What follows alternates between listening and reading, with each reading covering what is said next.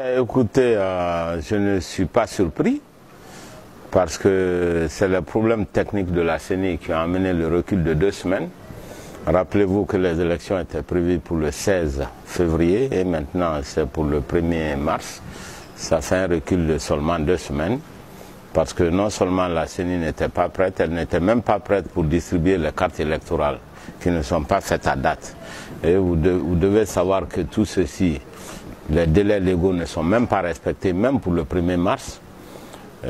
Voilà ce qui se passe. Donc moi je pense que ce n'est qu'un report technique.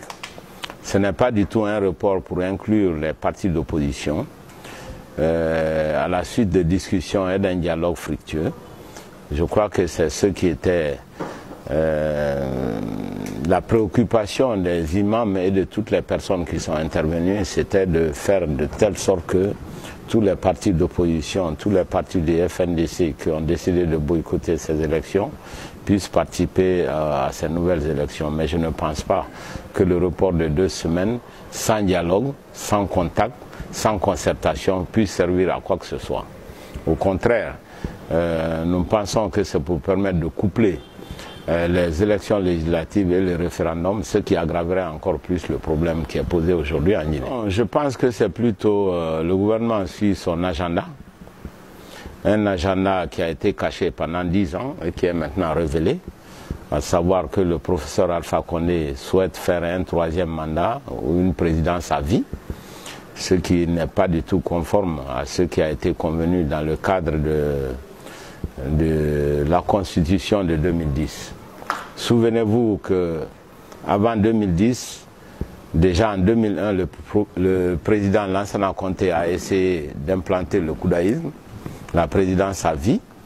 Il y est parvenu, mais au prix de beaucoup de sacrifices pour le peuple de Guinée, puisque nous avons eu des centaines de morts quelques années après, et jusqu'à son décès, que Dieu ait pitié de son âme.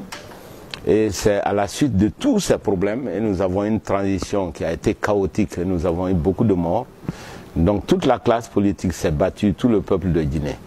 Et au sortir de cette bataille, nous avons dit, bon, essayons d'éviter maintenant à la Guinée la même situation.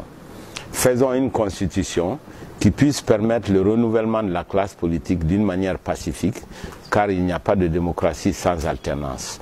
Et je dois dire que le plus grand combattant de cette période, c'était effectivement le professeur Alpha Condé, qui s'est battu avant 2010, non seulement en Guinée, mais dans tous les pays africains, pour dire que le retard de l'Afrique est dû à l'obsession des dirigeants, une fois arrivés au pouvoir, qui s'accrochent éternellement. C'était la prêche de l'époque du professeur Alpha Condé. Malheureusement, nous nous sommes tous battus, puisqu'il faut rappeler qu'il n'y a eu que 18% au premier tour de l'élection présidentielle. Nous nous sommes battus autour de lui en créant l'alliance RPG Arc-en-Ciel pour l'amener, l'alliance Arc-en-Ciel pour l'amener au pouvoir. Malheureusement, dès qu'il a eu le pouvoir, il a tourné dos à tous les artisans de ce combat et il avait son agenda caché. Malheureusement pour lui, il a attendu la dernière année pour vouloir changer de constitution avec l'unique objet, je dis encore l'unique objet, de faire un 3e mandat. Souvenez-vous, au début, il était question de changer la constitution qui existe, la constitution de 2010, pour mettre les amendements qui étaient souhaités. Mais lorsqu'on s'est rendu compte qu'il y a des intangibilités, notamment l'article 27 qui ne permettait pas de faire un 3e mandat, c'est seulement en ce moment, et seulement à ce moment, qu'il était maintenant question de changer complètement de constitution. Donc ceux qui s'évertuent à mettre un débat constitutionnel, je dis toujours qu'on n'a pas de débat constitutionnel en Guinée, on a un débat sur le 3e mandat.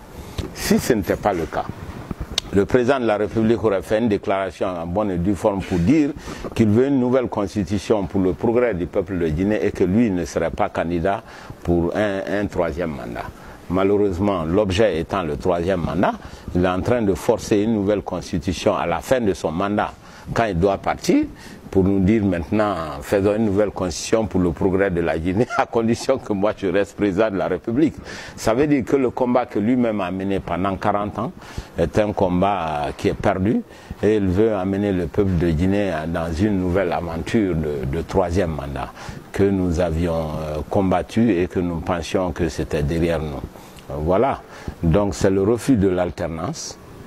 Même dans son propre parti qui n'est pas organisé, il n'y a pas de congrès, personne n'est en vue pour représenter son parti politique parce qu'il veut le vide total pour que lui puisse rester président à vie. C'est la raison pour laquelle nous avons qualifié cela d'une grande dictature. Et vous voyez la répression qui est actuellement sur le peuple de Guinée pour éviter la diversité politique. Et on agresse les partis politiques dans leurs sièges. Ça s'est passé contre le PADES, ça s'est passé contre l'UFR à Cancan et maintenant ça s'est passé contre l'UFDG. Et voilà le danger qui nous guette.